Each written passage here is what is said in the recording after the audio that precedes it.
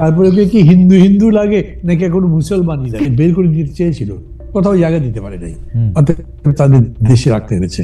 যদি শেখ হাসিনা বলতেন যে আমি যা দিয়েছি ওরা কোনদিন ভুলবে না, ভারত আসলে ভুলতে পারে না যে এদের জন্যই আমরা এত কিছু পেয়েছি, সেইটা ভেবে তাকে ফেরত দিতে পারছে না। কিন্তু আমি মনে করি না যে তারা মনে করে যে শেখ হাসিনাকে দিয়ে আমরা একটা উইনিং ব্যাটল করা যাবে, জিতে তারপর তাকে ক্ষমতায় বসানো যাবে, আগের সেই হারানো সাম্রাজ্য ভারত ফিরে পাবে, আমার এটা মনে হয় না। মানে যদি করেও দ্যাট ইজ শিয়ার স্টুপিডিটি।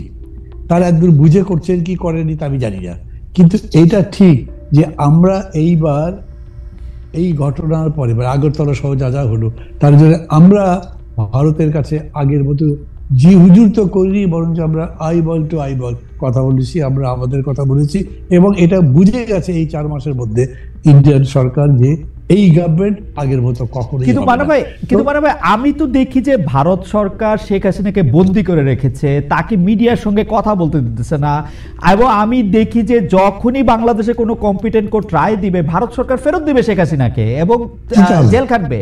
এবং আমি তো শেখ হাসিনার প্রতি ভারত সরকারের প্রেম দেখি না তো আর, মানে এটা কি দেখা যায় অ্যাবসলিউটলি প্রিজনার সে উনি এখানে। এটা তো আওয়ামী লীগের প্রোপাগান্ডা যে উনি এখানে খুব ভালো আছে, ভালো নাই উনি এখানে,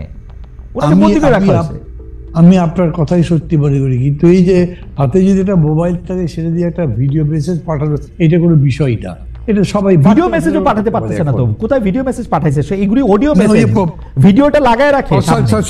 সরি অডিও বলতে ভুল হয়েছে আমার, অডিও ওইটা তো করতেই পারেন।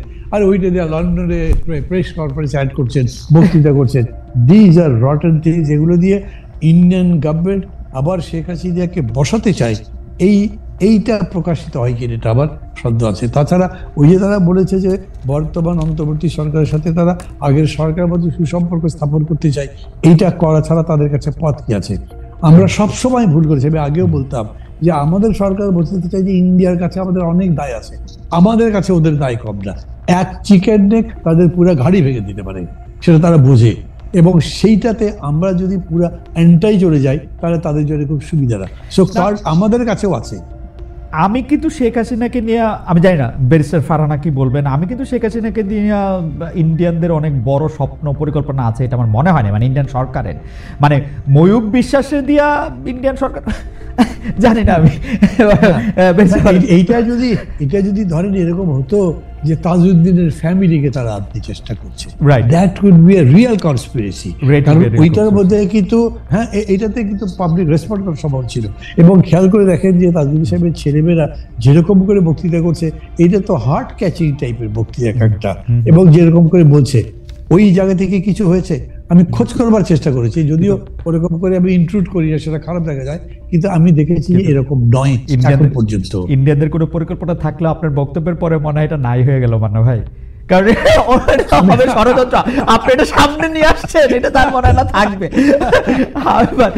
আমরা একটু ব্যারিস্টার ফারহানার কাছে জানতে চাই, ব্যারিস্টার ফারহানা এইটা মানে আপনার কাছে কি মনে হয় যে মানে ভারতে উনি আছেন, ভারত সরকারের সমর্থন নিয়ে উনি যে কোনো সময় টুপ করে এসে খুব করে ক্ষমতা নিয়ে নেবেন, আপনার এরকম মানে মানে এই বয়ানটা আপনার কাছে কিরকম লাগে? মানে এটা খুবই অস্বাভাবিক, এটা হবার কোনো সুযোগ নেই, ভারতও এটা খুব ভালোই বোঝে। কিন্তু ভারতের যে বিষয়টার সমস্যা হচ্ছে সেটা হচ্ছে যে শেখ হাসিনা একটা কথা কিন্তু বলে ফেলেছিলেন, ভারতকে আমি যা দিয়েছি সেটা তারা আজীবন মনে রাখবে।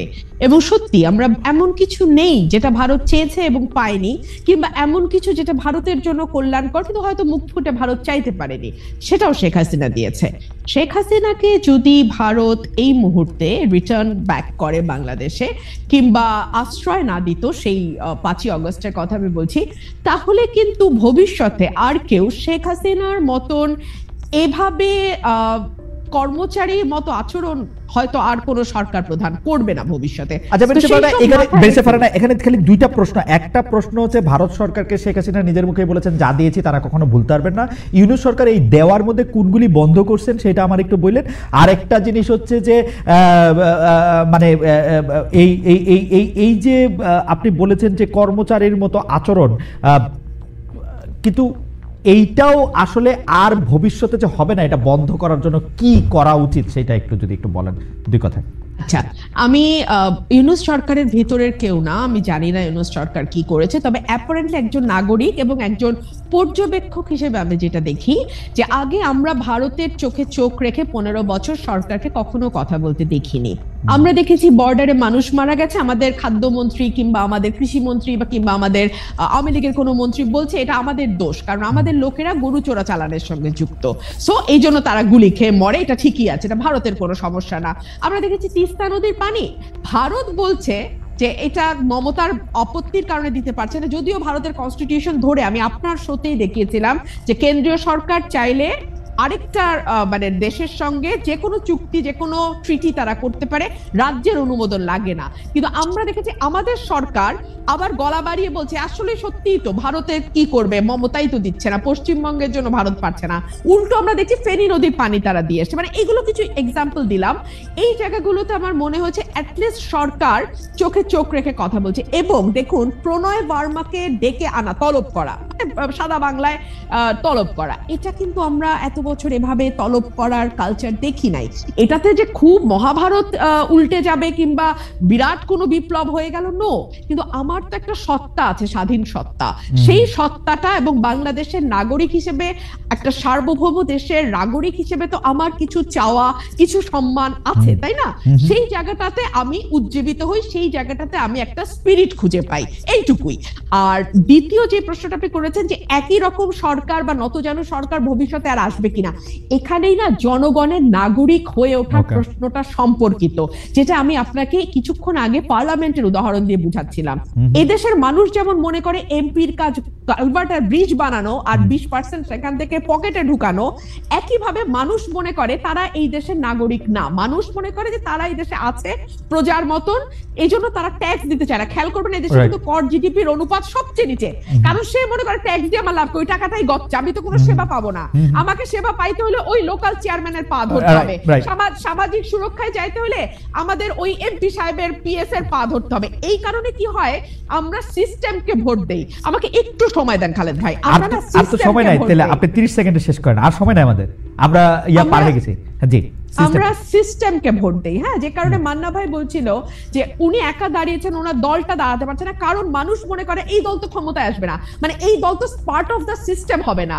পার্ট অফ দ্য সিস্টেম যদি না হয় তাহলে তার ঘরের টিনের চালের জায়গায় একটা ভালো পাকা চাল আসবে না, তার ওএমএস এর কার্ডটা হবে না, তার বয়স্ক ভাতার কার্ডটা সে পাবে না। এই সব কারণে না মানুষ আসলে একটা মানে এক্সিস্টিং সিস্টেমের সাথে নিজেকে কোনোভাবে অ্যাকোমোডেট করতে থাকে। এই কারণে আমি 70, 50 বা 15 বছরের কথা বলছি। মানুষের ভেতরে সেই নাগরিক হয়ে ওঠা, রাষ্ট্রের অংশীদারত্ব দাবি করা এবং রাষ্ট্রের মঙ্গলে যে দিন শেষে তার বা তার ভবিষ্যৎ প্রজন্মের মঙ্গল হয়, এই বিষয়গুলো তার মগজে ঢোকা একটা প্রক্রিয়ার বিষয়, এবং এই প্রক্রিয়াটা সময় লাগবে খালেদ ভাই। এইটা আসলে খুবই মানে সারফেস লেভেলে আছে। বেরসা ফারহানা, আপনাকে ধন্যবাদ। আমি জাস্ট আর 30 সেকেন্ড নিব মান্না ভাই।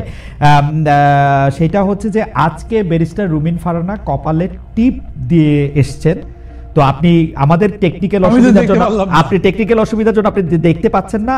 অনেকেই মনে করছে যে এই টিপটাও পলিটিক্যাল, আমরা কি একটু political statement by barrister Farhana, আপনি কি এটা নিয়ে 10 সেকেন্ড বলবেন কিনা? আমরা এটা শেষ করে দিচ্ছি না ব্যারিস্টার ফারহানা, আপনি শেষে বললেন। মান্না ভাই, আপনি কি এটা নিয়ে কিছু বলবেন যে ইভেন টিপ দেখো, আসলে টিপ দেখো পলিটিক্যাল স্টেটমেন্ট মনে হচ্ছে? কেমনে বলবো, আমি তো ওকে দেখতেই পাচ্ছি না, কেমন লাগছে দেখতে, আগে সেটা বলতাম। তারপরে ওকে কি হিন্দু লাগে নাকি এখন মুসলমানই লাগে, ওকে কি সেকুলার লাগে না কি লাগে, কিছুই না দেখে বলবো। কারণ কিন্তু আমি মনে করি টিপ পড়ার মধ্যে হিন্দু মুসলমানের কোনো বিষয় নেই। ওকে, ব্যারিস্টার ফারহানা, আপনি যদি দুইটা বাক্য বলেন যে এটা একটা পলিটিক্যাল স্টেটমেন্ট কিনা। আমি যেই পরিবারে বেড়ে উঠেছি, যেই পরিবেশে বেড়ে উঠেছি, সেখানে 5 ওয়াক্ত নামাজও যেমন চলে, সেখানে রবীন্দ্রসঙ্গীতও হয়, গানও হয়, কবিতাও আবৃত্তি হয়, এবং আমি সবসময় টিপ পড়ি। হয়তো টিপের সাইজটা ছোট ছিল, হ্যাঁ এখন আমি বড় টিপ লাগিয়েছি। এটা যদি আপনি মনে করেন পলিটিক্যাল কোনো বিষয় ভাবতে পারেন, তবে হ্যাঁ একটা মেসেজ তো আমি দিতেই চাই যে নতুন বাংলাদেশে কারো লেবাস দেখে, কারো পোশাক দেখে আরেকজনের প্রশ্ন তুলবার কোনো অধিকার থাকবে আমি বিশ্বাস করি না।